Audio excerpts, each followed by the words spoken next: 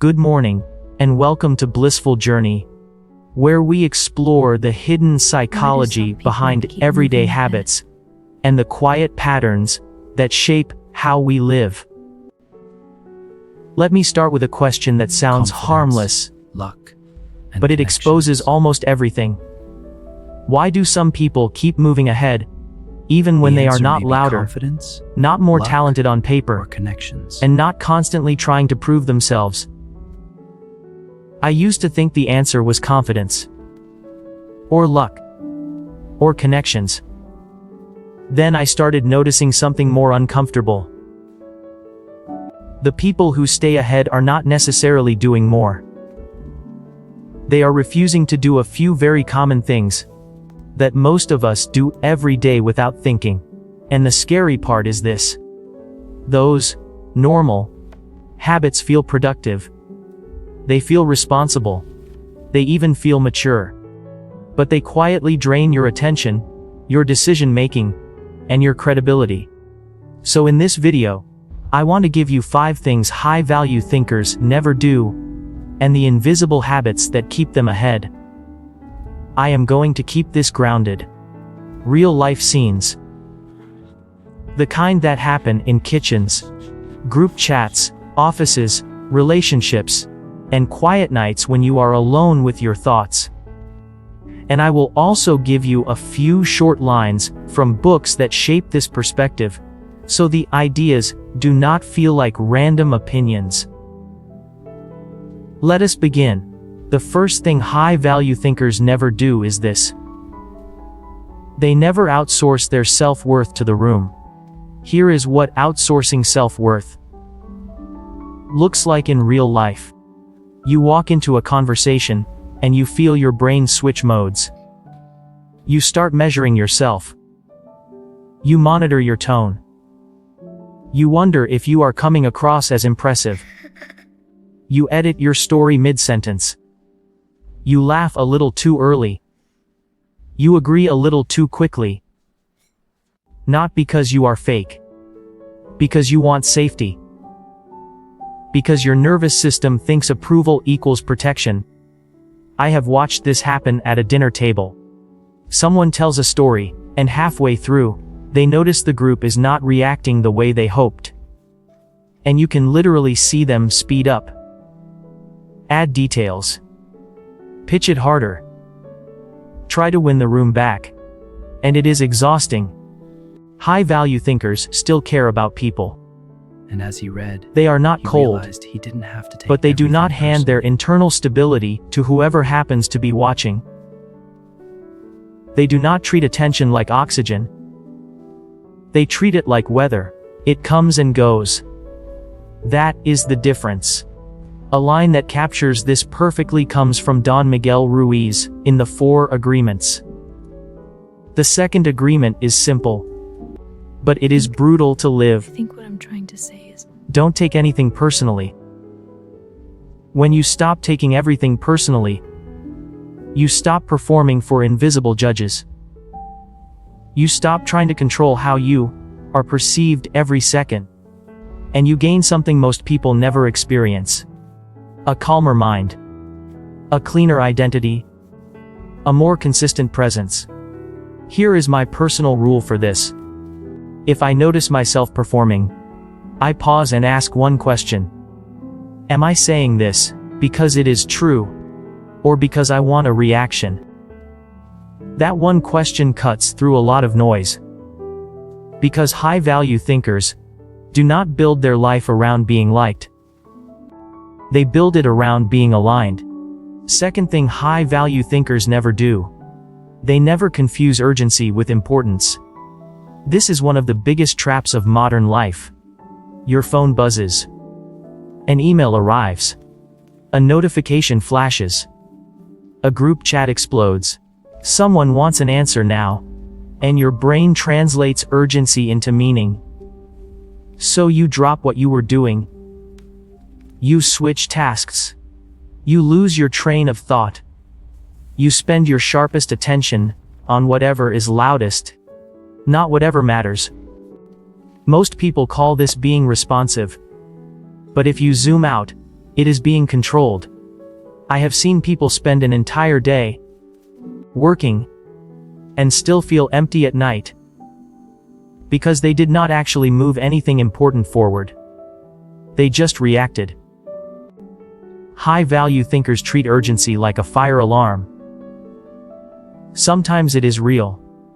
Most of the time, it is someone else's anxiety looking for a host.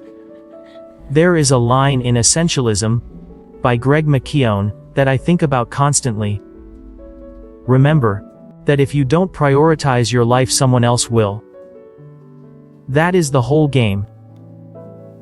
If you do not choose what matters, the world will choose for you. And it will choose based on what gets the fastest response, not what builds the best life. Another line that pairs perfectly with this is from Cal Newport's Deep Work. Clarity about what matters provides clarity about what does not. That is not just a quote. It is a survival strategy. If you do not have clarity, everything feels important. And when everything feels important, you become busy, stressed, and strangely ineffective. So here is the habit I see high-value thinkers use. They create protected time before the world gets access to them. Even if it is only 30 minutes. No notifications. No checking. No switching. Just one task that actually matters. It looks boring. It looks slow. But it is how real progress is made. Third thing high-value thinkers never do. They never argue with people who are committed to misunderstanding them. This one is personal for a lot of people. Because it feels unfair. You learn not to argue with people. You think if committed I to explain myself misunderstanding clearly, they will finally understand. So you write a long message. You add context. You bring receipts. You try to sound calm. You try to sound reasonable. And the other person keeps twisting what you said anyway. They ignore your point and attack your tone. They change the subject. They move the goalposts. They pretend not to understand the simplest thing. And suddenly you are not communicating. You are defending your right to be seen correctly. High-value thinkers notice something earlier. Some people do not want clarity. They want leverage. They want to keep you in a defensive posture, because it gives them power. So high-value thinkers disengage much sooner. Not with rage. With economy. Because they understand a simple truth. Attention is a currency. And every time you argue with someone who is not listening, you pay them with your life. A line I love from Dale Carnegie's How to Win Friends and Influence People is sharp and blunt. Any fool can criticize, condemn and complain. And most fools do. Why does that matter here? Because arguing often turns into exactly that. Criticize, condemn, complain. It feels like strength, but it usually creates defensiveness, not resolution. High-value thinkers do not chase the feeling of winning. They chase outcomes. If the outcome is not possible with that person, they do not keep investing energy. Here is a real-life example. You tell a friend something bothered you. Instead of engaging, they say, "Wow, you're so sensitive." At that moment, you have a choice. You can spend an hour trying to prove you are not sensitive. Or you can notice the pattern. They are not responding to your message. They are trying to invalidate your right to have one. High-value thinkers do not negotiate their reality with someone who benefits from denying it. They step back. They let the pattern speak for itself. Fourth thing high-value thinkers never do. They never make decisions from a temporary emotion. Most people do this constantly. They feel anxious, so they send a message that makes them look desperate. They feel lonely, so they go back to someone who always wrecks their peace. They feel angry, so they say something that cannot be unsaid.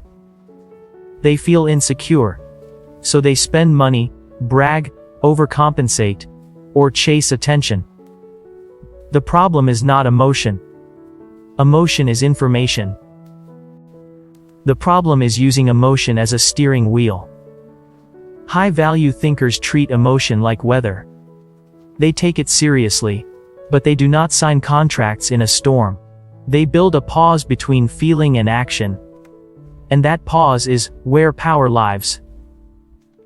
This is where a lot of people get stuck, because they think pausing means suppressing. No. Pausing means choosing the timing of your response. It means you control the moment, instead of the moment controlling you.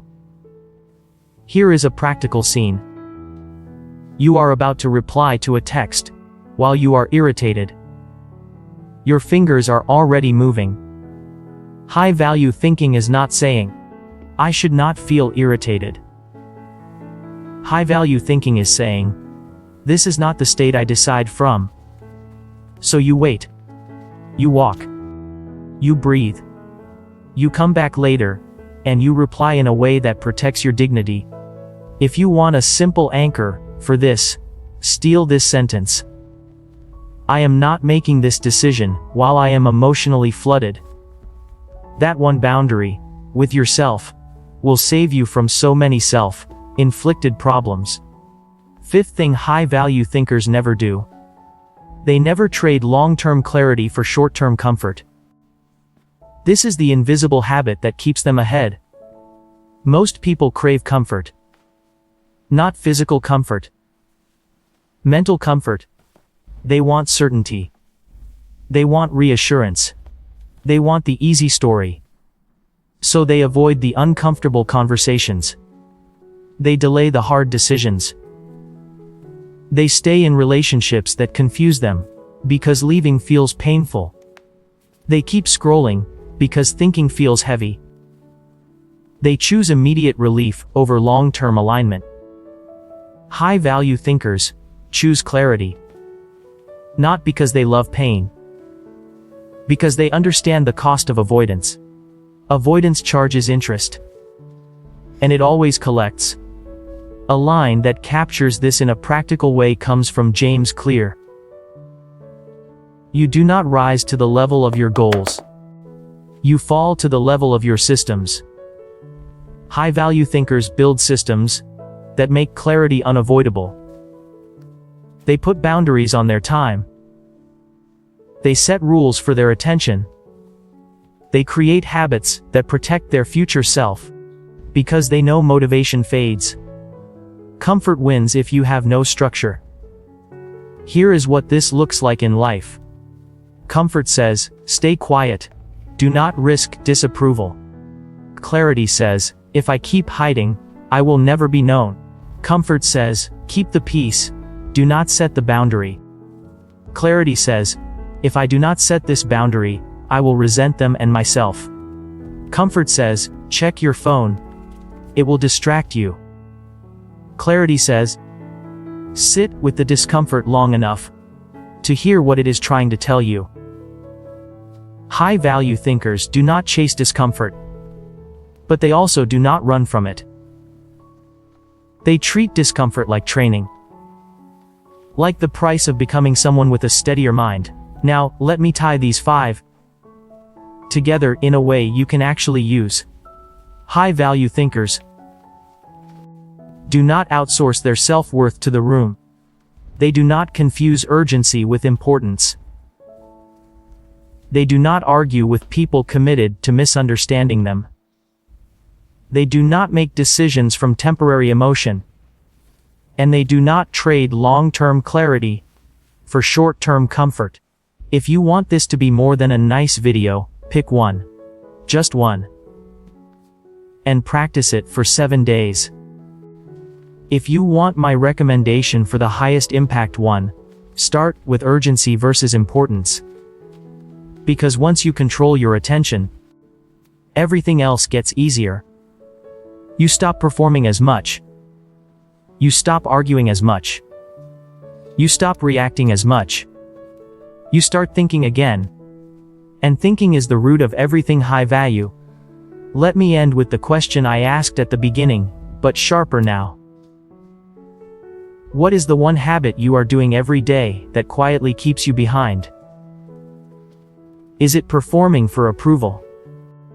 Is it living in urgency? Is it arguing for validation? Is it deciding while emotional? Or is it choosing comfort over clarity? Write your answer down. Even if you do not tell anyone. Because naming it is how you stop feeding it. Thank you for spending this time with Blissful Journey. If this hit you, leave a comment with the one habit you are letting go of this week. And if you want the next video in this series, tell me what topic you want next. Take care, and I will see you in the next one.